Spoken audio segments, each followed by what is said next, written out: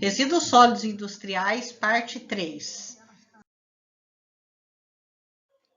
cuja a norma que versa sobre o assunto é a 13.894 de 1997.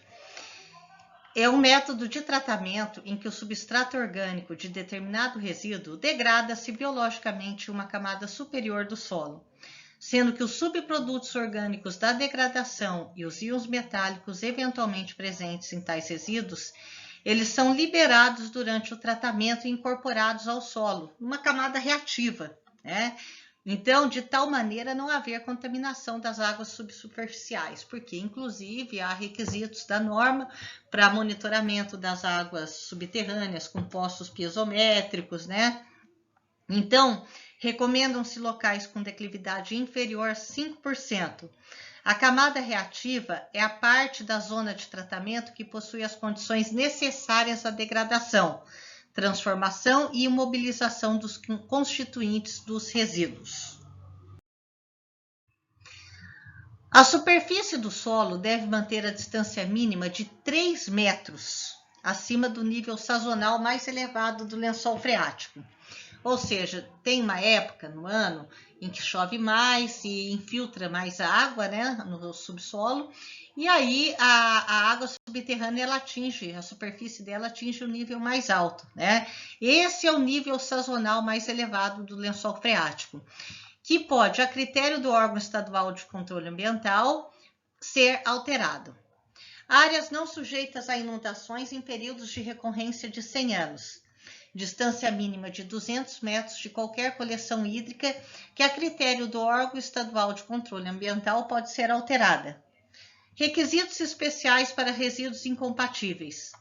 Não se devem aplicar resíduos incompatíveis entre si ou resíduos e materiais que sejam incompatíveis na mesma zona de tratamento. Então, no capítulo que versa sobre resíduos sólidos industriais do livro tratado sobre resíduos sólidos, né? E a gente vai falar um pouco na aula de hoje sobre a incompatibilidade de resíduos. Requisitos para resíduos perigosos. Os resíduos perigosos F020, F021, F022, F023, F026 e F027, e aí verifica-se a norma NBR 10.004 para ver quais resíduos são esses, eles não devem ser dispostos em unidades de tratamento de solo. Aqui uma foto do land farming com a declividade, né, do land farming. Aqui vai ter um caminhão que vai fazer o revolvimento aqui da camada reativa para que os micro-organismos que estejam no solo usem o solo como um reator, né, e faça a degradação desse resíduo nessa camada reativa de solo. Tem que haver a proteção das águas subsuperficiais com a instalação de postos piezométricos, né, em que vai haver o monitoramento da qualidade da água subterrânea com a qualidade que havia antes da instalação do land farming. Aqui da Rinlabel Environmental e aqui o site que está disponível essa foto. A incineração, ela é definida pela ABNT NBR 11.175 de 1990 como um processo de oxidação a alta temperatura que reduz o volume ou destrói ou recupera materiais ou substâncias por meio da utilização de qualquer aparato, dispositivo, equipamento ou estrutura que, ao ser utilizada para oxidação a alta temperatura, promova a incineração. Pela Agência de Proteção Ambiental Americana, numa referência de 2008, eles falam que algumas partículas pequenas de cinzas, elas podem conter traços de metais e elas podem ser transportadas para fora dessa unidade em que ocorre a oxidação a alta temperatura, promovendo a incineração, e ir para a atmosfera, em conjunto com os gases, e dessa forma constitui também objetos de regulamentação e normalização. Entre os resíduos perigosos que podem ser tratados por incineração, podem ser citados o ascarel, embalagens, sacarias, bombonas, latas, tambores vazios, borras oleosas, lodo do tratamento de efluentes, óleo usado, resíduos associados, trapos, equipamento de proteção individual, madeira, que estejam contaminados com óleo, produtos químicos, resíduos de pintura e outros revestimentos, serragem com óleo, solventes, plástico e borracha.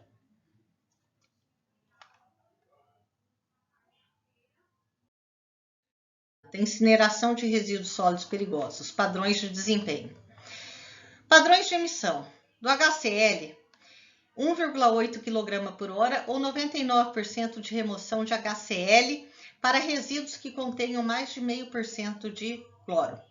HF, 5 mg para cada normal metro cúbico.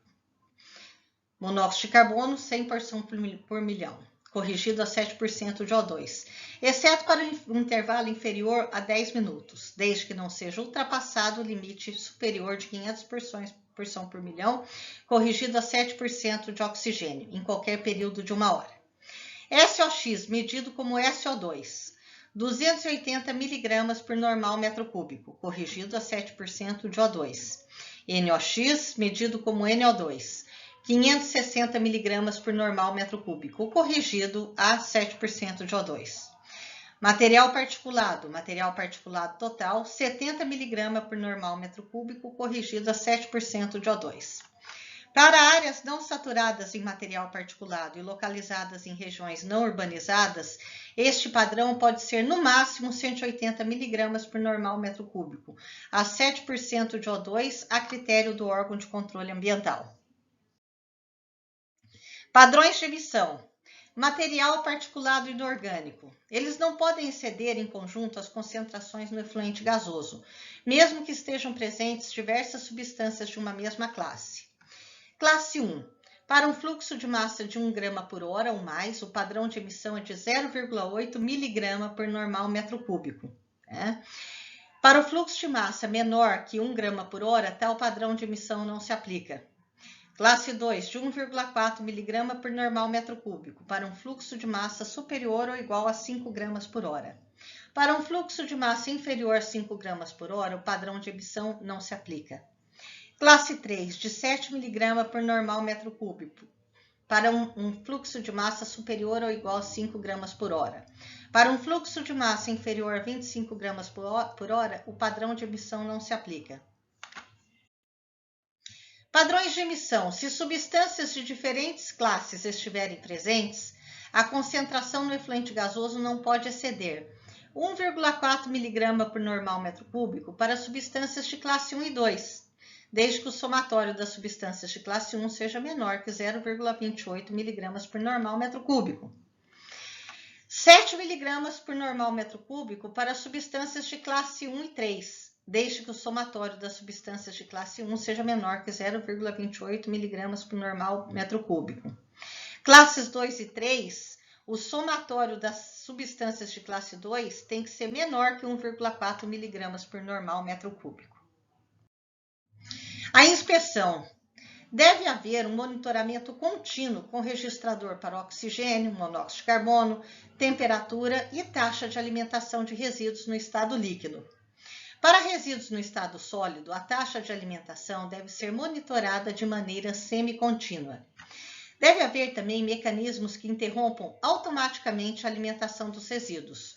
Quando houver uma baixa temperatura de queima, ausência de chama no queimador, que vai ocorrer abaixamento de temperatura, uma queima completa, pode haver a formação de precursores de dioxinas e furanos, queda do teor de oxigênio na chaminé, mau funcionamento dos monitores de monóxido de carbono, oxigênio e temperatura, valores de monóxido de carbono entre 100 e 500 porção por milhão por mais de 10 minutos corridos, valores de monóxido de carbono superiores a 500 porção por milhão em qualquer instante, inexistência de depressão no incinerador, porque espera-se que haja um decaimento da massa e do volume do que está sendo incinerado, a falta de energia elétrica ou queda brusca de tensão. Requisitos gerais de operação, padrões de desempenho de incineração de resíduos sólidos perigosos. Antes de adicionar resíduos perigosos ao incinerador, deve-se levá-lo às condições normais de operação, incluindo temperatura e fluxo de ar, combustível auxiliar ou outros meios. O armazenamento de resíduos perigosos deve ser obedecido conforme a normalização técnica vigente. Ou seja, não é porque vai incinerar em seguida que o armazenamento vai ser feito numa forma de não conformidade aí com a normalização vigente. A frequência de análise e registro de dioxinas, de benzofuranos e dos PCOPs é estabelecido pelo órgão de controle ambiental por ocasião do licenciamento ou aprovação do teste queima, porque tem que haver um teste queima, inclusive quando houver a queima de um resíduo novo, né? E lembrando que incinerador precisa de um licenciamento ambiental. O reaproveitamento de resíduos nos processos de fabricação de cimento, né? A gente entra já no contexto do coprocessamento. O resíduo é utilizado como um substituto parcial de combustível ou matéria-prima no sistema de forno para a produção de clinker, né? Que é a matéria-prima aqui para o cimento, né? A matéria-prima vão ser, a gente vai ver as matérias-primas antes, e aí a formação do clinker, né? Pelo cozimento dessas matérias-primas, e aí a gente vai produzir o cimento, né? E as cinzas resultantes são incorporadas ao produto final, o que deve ser feito de forma controlada e ambientalmente segura. A resolução CONAMA 264 de 99 fala que é proibida a destinação via coprocessamento dos resíduos domiciliares brutos, resíduos de serviços de saúde, radioativos, explosivos, organoclorados, agrotóxicos e afins. Resíduos perigosos que podem ser tratados por coprocessamento incluem borras oleosas, lodo de tratamento de efluentes, óleo usado, pneumáticos usados, óleos e graxas, tintas e solventes, resinas, plástico, borracha, solos contaminados, refratários usados, cinzas de fornos, equipamento de proteção individual contaminado e pneu. Aqui nós temos uma representação esquemática da Recintec Tecnologias Ambientais sobre o coprocessamento de resíduos em fornos de cimento, sendo uma contribuição para a indústria para a sustentabilidade. Então, a gente pode ter a valorização do material na parte de introdução das matérias-primas secundárias, que é aqui na área 1, né? Então, tem a extração e a introdução da matéria-prima e da matéria-prima secundária, né? E aí vai para a moagem do cru, né? A filtragem, um pré-calcinador, né? Ou o resíduo pode ser usado como valorização energética, a introdução dos resíduos como um combustível alternativo para a cozedura, né? Então, a cozedura, depois a moagem do cimento, né? E a embalagem e expedição. Como que entra o coprocessamento na hierarquia das ações do manejo de resíduos sólidos? Primeiro, a prevenção, evitar de todas as maneiras a geração de resíduos. Depois, a redução, diminuir a demanda por matérias-primas. O reuso, maximizar a vida útil dos materiais. E a reciclagem em seguida, reprocessar resíduos. Aí entra o coprocessamento, né, nessa hierarquia, que é o aproveitamento de energia e minerais, né? Em que há, no coprocessamento, uma operação de reciclagem, de acordo com a instrução normativa do IBAMA 1 de 2013, né? E a recuperação energética de resíduos visando a substituição parcial de combustível fóssil não renovável com redução nas emissões líquidas de gás de efeito estufa. Depois do coprocessamento, há na hierarquia a incineração ou tratamento físico-químico, em que há a destruição, neutralização de resíduos. E, por fim, a disposição final controlada, aterros industriais, encapsulamento para reutilização futura, de acordo, né, com a Revalor e coprocessamento em engenharia de meio ambiente. Aqui nós temos as vias de alimentação dos resíduos no forno, de acordo com a Revalor e coprocessamento em engenharia de meio ambiente. Então, os sólidos podem entrar como matéria-prima, o calcário, o filito, o quartzito, minério de ferro, borra de retífica, sílica e solo. Então, pode entrar como matéria-prima, né? Então, temos os materiais, a matéria-prima e a matéria-prima secundária, né? Na pré-calcinação, podemos ter os pastosos triturados, resíduo líquido pastoso, MDC. Ou podemos ter sólidos grossos, né? Coque, na pré-calcinação, né? Maçarico principal, entra aqui, né? O resíduo sólido pode entrar, né? Sólidos na caixa fumaça, né? E aí, na região da queima, né? Na região da queima, a 1450 graus Celsius, pode ser enviados os líquidos combustíveis, né? No maçarico principal. Então, resíduo líquido. E aí você tem a saída do clinker e do cimento. Aqui o que está em azul, né? São matéria-prima, combustível principal e produto, né? Então, pode ver que eles estão em azul, coque, né? Calcário, clinker, cimento. Em laranja, resíduos substitutos de combustível ou matéria-prima, como solo, minério de ferro, né? Bom, ainda há outra forma de valorização dos resíduos, o combustível derivado de resíduos CDR, né? Então, de acordo com a Revalor e com o processamento em engenharia de meio ambiente, né? Ele pode ser utilizado, inclusive, como combustível alternativo em fornos de cimento. Há os resíduos industriais sólidos classe 2, né? Eles vão ser promovidos a combustível derivado de resíduo. Lógico, atendendo à especificação da cimenteira e com fornecimento regular, com recuperação e economia de recursos materiais e energéticos finitos. Há operações de ajuste de granulometria, depois que a gente faz a seleção dos grupos de resíduo. E em seguida faz a homogeneização dos resíduos.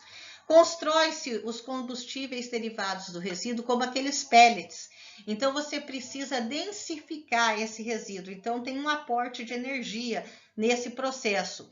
E aí, ele pode ser usado no coprocessamento em R1, de acordo com a instrução normativa do IBAMA, que a gente vai ver nessa aula, como substituto de combustíveis. A valorização dos resíduos, por exemplo, o CDR, né? De acordo com o Laboratório Nacional de Energia e Geologia, a gente precisa determinar algumas características deles. Determinação da umidade total pelo método de referência, da umidade da amostra para análise, do teor de cinzas, do teor de matéria volátil, do teor de biomassa, do poder calorífico superior e inferior, do peso específico, densidade aparente, dos teores de enxofre, flúor e bromo, do teor de elementos majoritários, né? Alumínio, cálcio, ferro, potássio, magnésio, sódio, né? Entre outros, determinação do teor de elementos vestigiários, cádmio, cobalto, né? Cromo, cobre, né? Entre outros. Determinação do teor de mercúrio, determinação de carbono, hidrogênio, azoto, análise elementar semi-quantitativa por espectrometria de fluorescências de raio-x. Bom, essa é um slide repetido, em que nós podemos ver que são as mesmas determinações do slide anterior.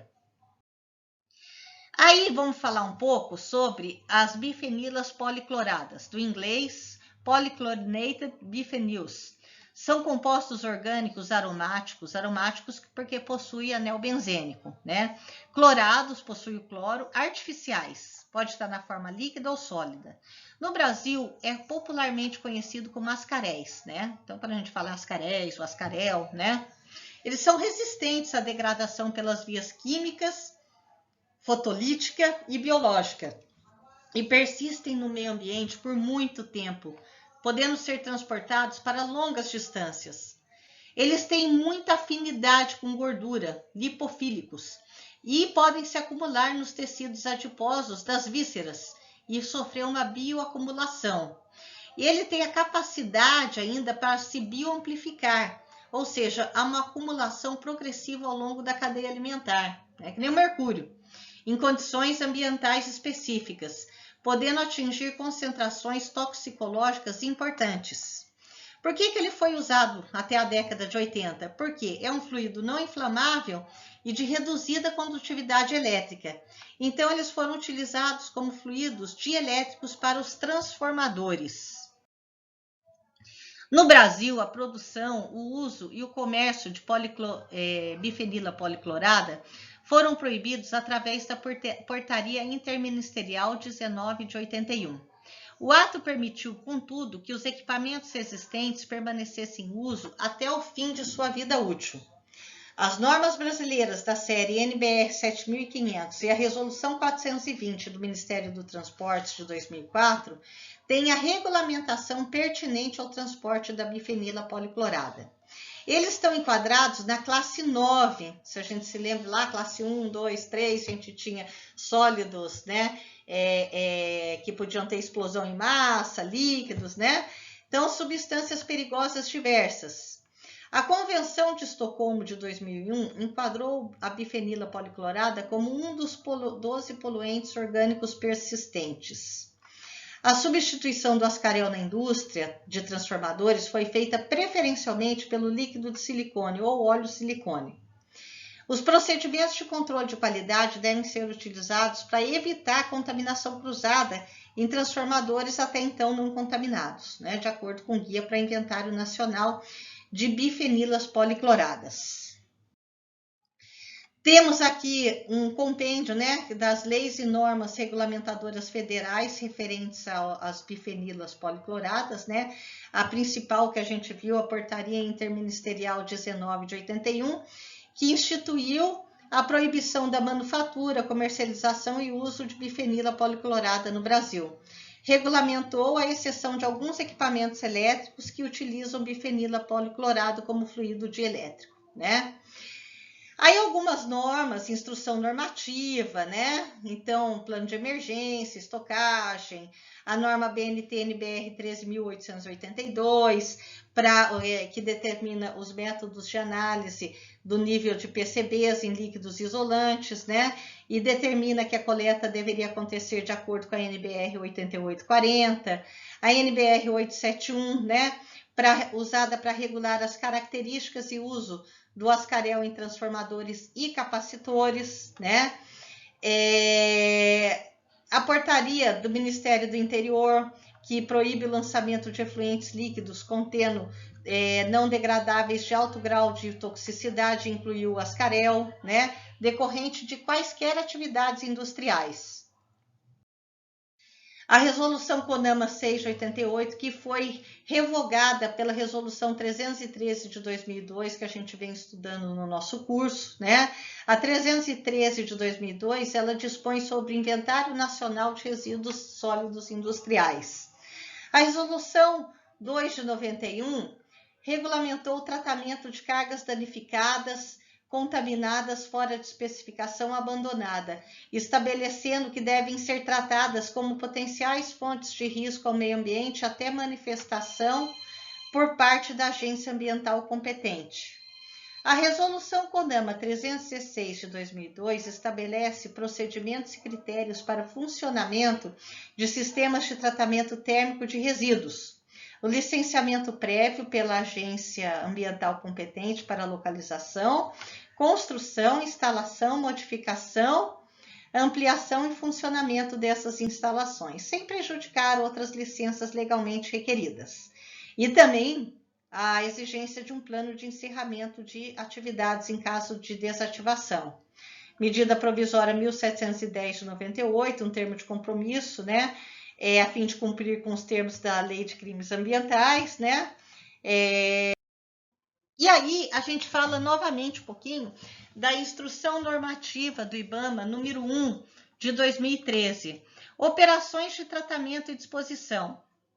Distribuição ordenada no solo, em profundidade ou à superfície. Por exemplo, aterro sanitário para resíduos sólidos urbanos ou resíduos do Serviço Público de Saneamento Básico. Esse é o D1.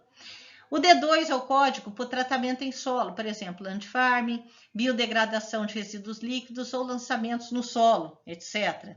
D3, injeção profunda, por exemplo, injeção de resíduos bombeáveis em poços, formações salinas ou depósito de ocorrência natural.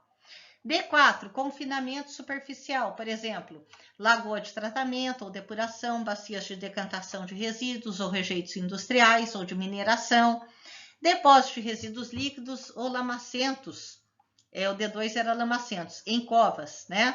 tanques ou lagoas. D5, aterramentos especialmente projetados, por exemplo, aterro sanitário industrial ou em compartimentos separados, revestidos, tampados e isolados uns dos outros e do meio ambiente. D6, lançamento em corpos d'água, com exceção dos mares e oceanos. Lançamento em mares ou oceanos, inclusive inserções nos leitos dos mares. As notas 1 e 2, 3 e 4 estão no slide posterior, mas já vou adiantando que 1 e 2 fala da Política Nacional de Resíduos Sólidos, que proíbe, né, o D6 e o D7. D8, tratamento biológico não especificado em outra parte dessa lista que produzam compostos ou misturas finais que sejam eliminadas por meio de quaisquer das operações de tratamento e disposição. D9, tratamento físico-químico não especificado em qualquer outra parte dessa lista que produzam compostos ou misturas finais rejeitados por meio de qualquer uma das operações de tratamento ou destinação. Por exemplo, evaporação, secagem, calcinação, neutralização, precipitação, oxidação de cianetos, encapsulamento, fixação química, solidificação ou vitrificação. D10 e D11 há notas também. D10, incineração sobre o solo, por exemplo, tratamento térmico sem aproveitamento energético, plasma térmico. E D11, incineração no mar. Vejamos as notas 3 e 4 também, né, no próximo slide. Então, conforme eu falei, né, o artigo 47 é a forma de disposição proibida, de acordo com o artigo 47 da Política Nacional de Resíduos Sólidos. A nota 3 é observado o disposto da Resolução CONAMA 316 de 2002, né, sobre tratamento térmico. E a 4, né, incineração no mar, conforme disposições sobre a Convenção sobre Prevenção da Poluição Marinha causada pelo alijamento do mar de resíduos e outras matérias, e Decreto 6511, de 17 de julho de 2008. Continuemos. D12. Armazenamento permanente, por exemplo, obras de engenharia permanente ou armazenamento de contêineres numa mina, entre outros. D13. Combinação ou mistura, antes de efetuar quaisquer das operações de tratamento ou de disposição. Por exemplo, pré-processamento, mistura ou blend de resíduos para utilização em qualquer uma das operações de tratamento e disposição. D14, reempacotamento antes de se efetuar quaisquer das operações de tratamento e de disposição. D15, armazenagem no decorrer de quaisquer das operações de tratamento e disposição. Exemplo, armazenar para ganho de escala, né, para fazer, às vezes, uma venda, né? Outros armazenamentos temporários, etc. As operações de reciclagem, de acordo com a mesma instrução normativa número 1 de 2013 do IBAMA. Utilização como combustível, R1, mas não incineração direta, ou outros meios de gerar energia, por exemplo, coprocessamento em fornos de cimento. Há uma nota 5 no próximo slide que nós vamos ler. R2, reaproveitamento, regeneração de solventes. R3, reciclagem, reaproveitamento de substâncias orgânicas que não sejam usadas como solventes. Por exemplo, processo de compostagem, da digestão anaeróbia, biogasificação ou metanização, desvulcanização da borracha, para acabar com aquela ligação cruzada, né, que tem com enxofre. R4, reciclagem, reaproveitamento de metais e compostos metálicos. R5, reciclagem, reaproveitamento de outros materiais inorgânicos. R6, regeneração de ácidos ou bases. R7, recuperação de componentes usados na redução da poluição. R8, recuperação de componentes de catalisadores. R9, há uma nota 6 para ela também, refinamento de petróleo usado ou outras reutilizações de petróleo previamente usado. A nota 6 fala, quando a operação envolver o refino de óleos lubrificantes usados ou contaminados, deve-se observar o disposto na Resolução CONAMA 362 de 2005. Agora, a nota 5, que estava no slide anterior, fala que quando a operação envolver coprocessamento em fornos de cimento, deve ser observado o disposto na Resolução CONAMA número 264 de 99. Outras operações de tratamento térmico devem observar o disposto na Resolução CONAMA 316 de 2002. R10, tratamento do solo que produza benefícios para a agricultura ou melhoras ambientais, por exemplo, a fertirrigação. R11, utilização de materiais residuais obtidos a partir de qualquer das operações relacionadas de R1 a R10. R12, intercâmbio de resíduos para submetê-los a qualquer das operações relacionadas de R1 a R11. Por exemplo, pré-processamento de resíduos com vista a submetê-los a uma das operações de reciclagem. E R13, acumulação de material que se pretenda submeter a qualquer das operações de reciclagem. Por exemplo, um armazenamento temporário de resíduos destinados a uma das operações de reciclagem. Há também o banco de resíduos, que visa desviar os resíduos sólidos industriais que de outra forma seriam dispostos em aterros de resíduos perigosos, ou alguma tecnologia de tratamento ou disposição final de resíduos sólidos, né? E aí eu vou mandar de volta como insumo para outro processo produtivo.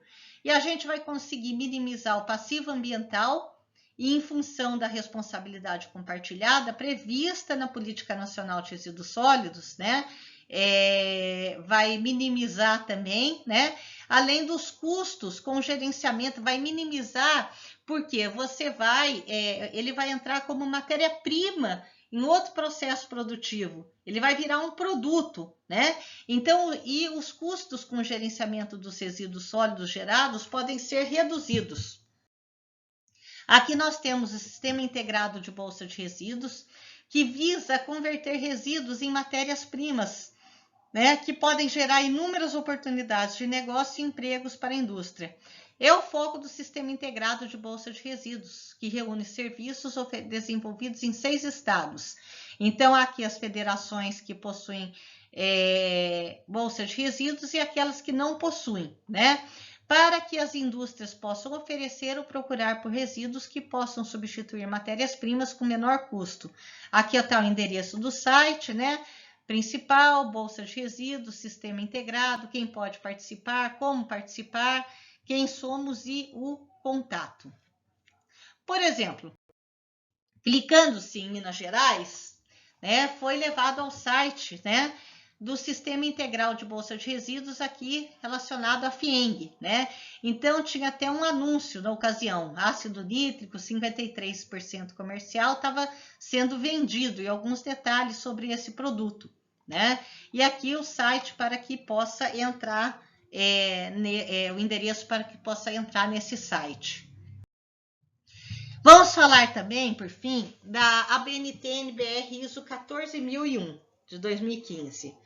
Ele objetiva prover às organizações uma estrutura para a proteção do meio ambiente, além de possibilitar uma resposta às mudanças das condições ambientais em equilíbrio com as necessidades socioeconômicas.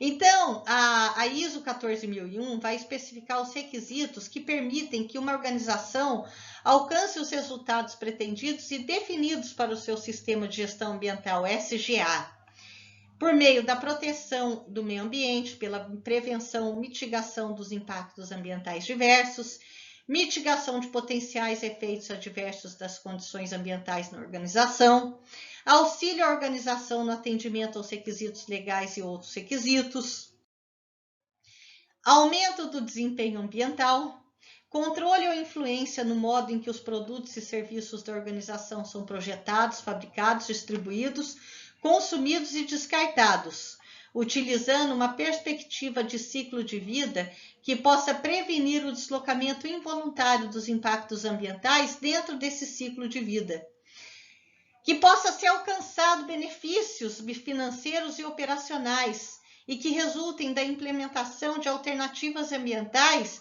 que vão reforçar a posição da organização no mercado, né? A comunicação de informações ambientais para as partes interessadas pertinentes. Então, a ABNT ISO, NBR ISO 14001, né, de 2015, ele fala do ciclo Plan, Do, Check e Act, PDCA. Então, aqui é o limite do contexto da organização. Nós teremos questões internas e externas, né, que afetam no contexto da organização o sistema de gestão ambiental e necessidades e expectativas das partes interessadas, entrando dentro desse contexto, né? Então, o primeiro passo é o quê? Planejar nesse ciclo, né? Então, plan. Estabelecer os objetivos ambientais e os processos necessários para entregar resultados de acordo com a política ambiental da organização. Então, vai haver o planejamento. Aí, o segundo passo é do. Implementar os processos conforme planejado. A gente vai precisar de suporte e operação para fazer isso. Podemos ver que em todos os passos aqui do ciclo, nós temos o quê? Temos que estar envolvidos com uma liderança, né? Aí o próximo passo aqui no ciclo é o checar. Então, monitorar e medir os processos em relação a essa política ambiental. A avaliação de desempenho a gente vai conseguir ver através de indicadores, né? E medir os processos em relação à política ambiental, incluindo os compromissos a curto, médio e longo prazo, objetivos ambientais e critérios operacionais, e sempre reportar, fazer o relatório dos resultados, né? Act é o próximo, é agir. A gente vai tomar ações para melhoria contínua e retroalimentar esse ciclo, né? Então, essa é a relação entre o ciclo PDCA e a estrutura da ISO 14001 de 2015. O sistema de gestão ambiental deve envolver as seguintes áreas de atividades da empresa: elaboração de políticas, a estratégia, ter auditoria de atividades, administração das mudanças pretendidas de acordo com os objetivos que vêm da política, né? E comunicação e aprendizagem dentro e fora da empresa. Vai auxiliar uma organização a alcançar os resultados pretendidos do seu sistema de gestão ambiental, SGA, os quais vão agregar valor para o meio ambiente, para a própria organização e as partes interessadas. Resultados pretendidos de um SGA devem ser coerentes com a política ambiental da organização e vão incluir o aumento do desempenho ambiental, atendimento dos requisitos legais e outros requisitos e alcance dos objetivos ambientais. Essas são as referências da aula de hoje. Muito obrigada!